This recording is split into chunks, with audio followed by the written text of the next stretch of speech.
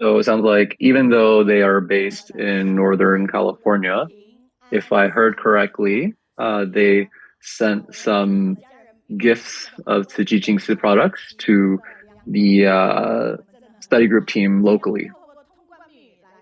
So let's welcome them for their segment. So today there's a very special topic. The topic is inviting AI to participate in Siji's training program. So very interesting topic. Let's invite them to share.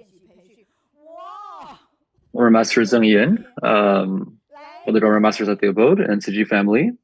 Good day to you all. My name is Janet Yao. My name is Victor J. Recently, the hot topic of discussion globally is, of course, artificial intelligence. So let's also talk a little bit about AI today. So Victor, your job has to do with artificial intelligence. Everyone seems to like AI a lot. Do you think AI is able to do everything?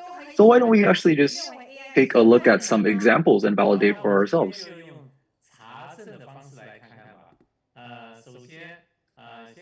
So let's take a look at this AI generated video here.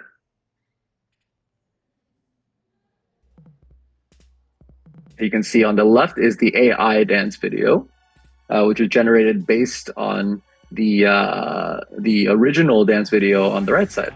So even if you can't dance, AI can help you to appear as if you can.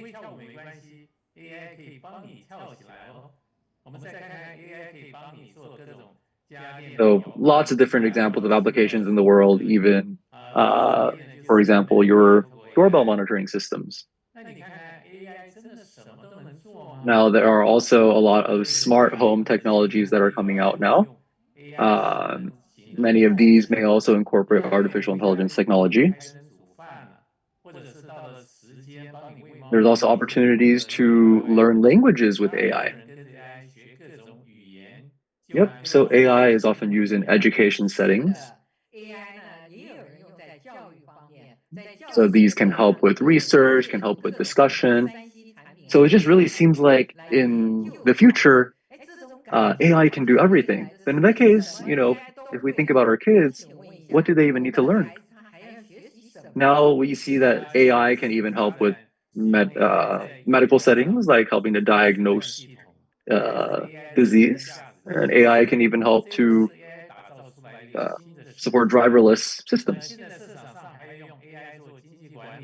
AI can also be used in investments, maybe helping you to grow your wealth. And it's just there are so many different applications. So is AI capable of doing everything and solve all the problems? Now let's actually put AI to the test. So let's first ask AI, do you know this person named Victor J? So we asked ChatGPT, who is Victor J? And here are some of the responses that we got. And we found that in the response, well, some of the information is accurate, but there are others that seem to be actually quite incorrect. They've mentioned a few different roles that were not correct in Brother Victor's experience. Another response, a different AI, has mentioned that Brother Victor is in the entertainment industry in Taiwan, and has participated in movies and other media. And so all of this, of course, is not true. At least I did not know that you were a famous movie star, Brother Victor. Another response.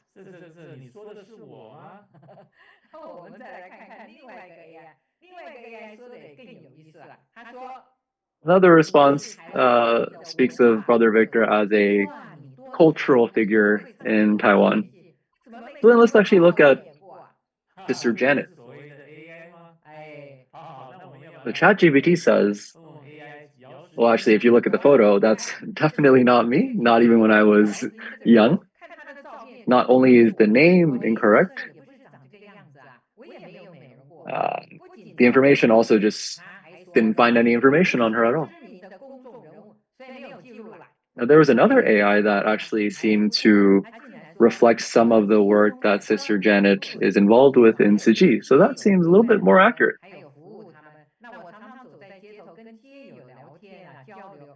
And then yet another AI system directly mentioned Sister Janet's involvement with Siji's Da'ai radio and a few other different Siji specific experiences. So it seems like this AI had, or at least this response, had the most relevance for the actual experience of Sister Janet. Then we asked, I believe, ChatGPT, who is the host of the Kaohsiung weekly study groups? So this online study group that we're in right now. And the answer seems to say, oh, hey, there are very many different hosts, which was not correct. Then we actually specifically asked about Sister Meiyun. And it seemed like the AI response was not able to produce a lot of information.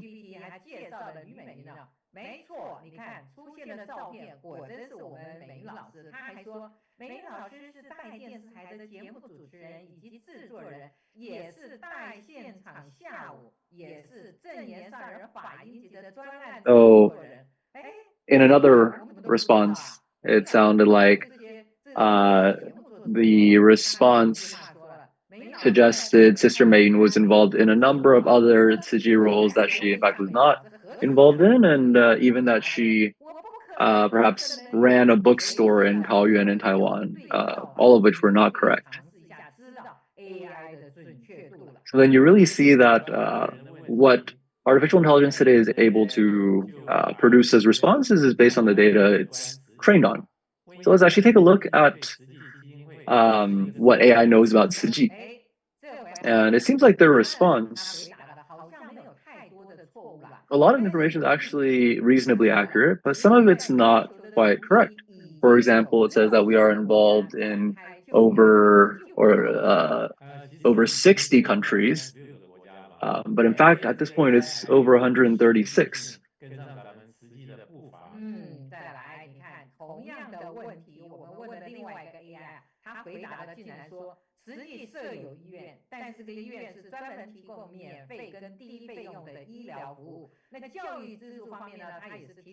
In another response, it talked about the missions of hospital or the missions of medicine and education, and the information was incomplete at best. It seemed to understand some of what was going on, but maybe missed other context. And so through all of these examples, actually, let's give a few more examples. For example, you may have heard of the concept of the four ingredient spiritual soup in Siji, which is contentment, gratitude, understanding, and accommodation, typically. The AI, however, was actually giving four actual food ingredients as an answer. Although another AI system did seem to give a more correct response. So just looking at all these examples, you'll find that we're getting different responses from different systems. And that has to do with what we can think of as their quote unquote upbringing, if you will. And that upbringing, of course, has to do with the data that any given large language model in this case is trained on. So in the same way that the upbringing of a child is really important in their understanding of the world, an AI system can only produce results that are that are as good in quality as the data that it's trained on.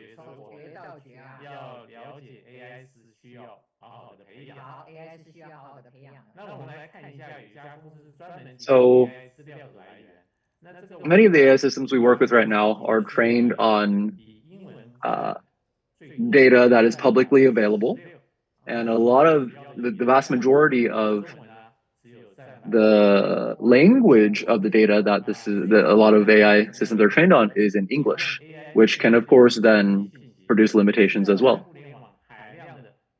And so whether it's in language or in content, um, both quantity and quality of the data that it's trained on are important. So if we want AI to better understand Ciji and be able to produce more accurate and meaningful results, then we need to be able to train AI on more information about Ciji, in a way, teach AI more about Ciji. And then so what that means is, for example, in the same way that Ciji volunteers can choose to partake in Ciji training, we should invite AI to participate in these Ciji training programs. So what are some things we can do? We can perhaps, well, okay, we can think of different ways to maybe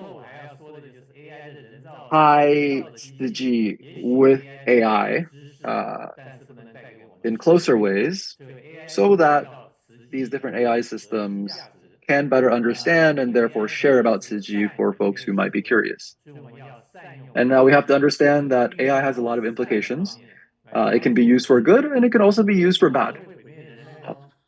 And as we look towards the future, it's important that we have an understanding of AI and encourage it to be used in ways that will benefit rather than hurt humanity.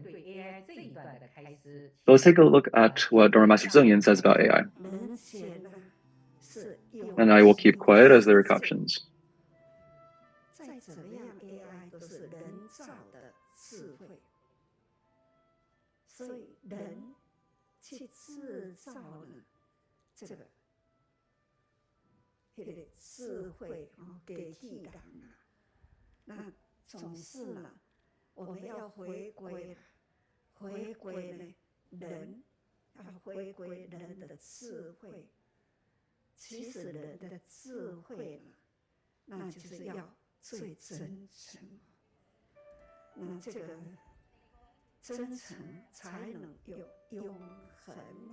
Thank you to Dharma Master Zheng for sharing. So we have a very short 10 minutes today. So we want to introduce AI to you and give you a sense that, AI is not necessarily capable of everything that we imagine all the time. And also that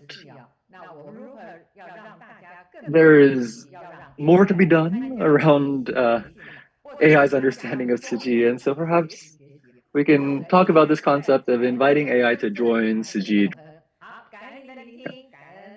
All right, so thank you to Sister Jenna and Brother Victor.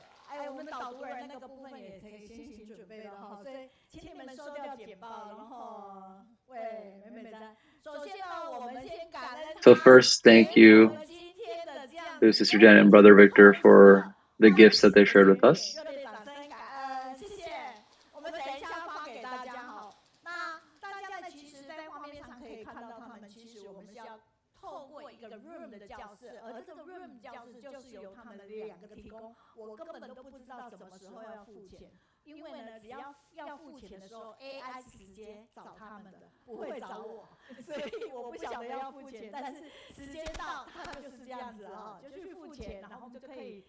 So as we've been going through this session, we're hearing a number of comments from listeners around the world.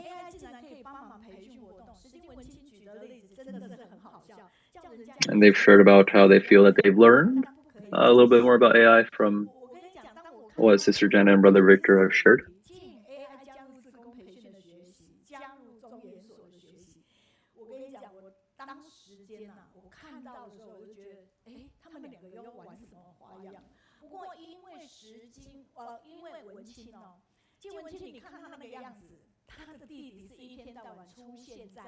So when I first saw some of the content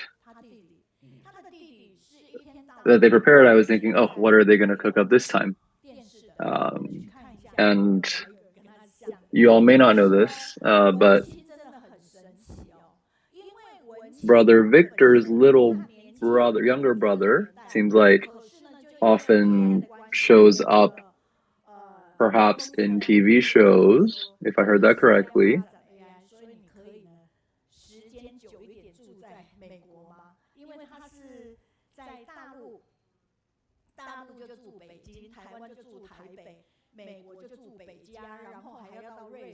Okay, so anyways, Sister Janet and Brother Victor, as you all may know, are often traveling to many different places around the world. So they have very much a global presence. And today they brought a very fun session for us. We have more comments from online sharing about how, yes, they have taught us today that we have to really validate the results that we get from AI and understand that it may not always be fully accurate. And then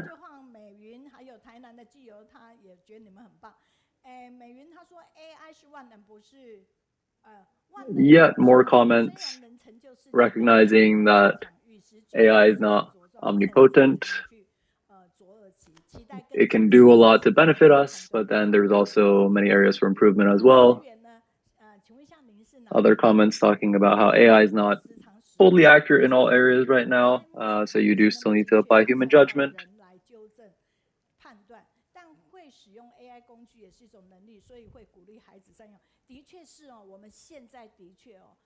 And so indeed, we really walked into the age of AI now. So we do need to have some degree of understanding of AI in this world.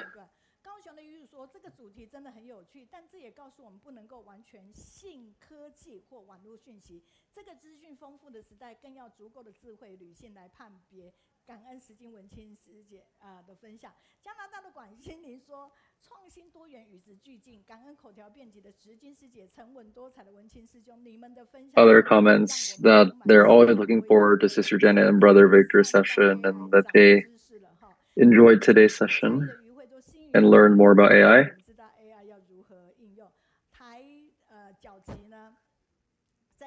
The next comment saying that today's session was super interesting and very fun.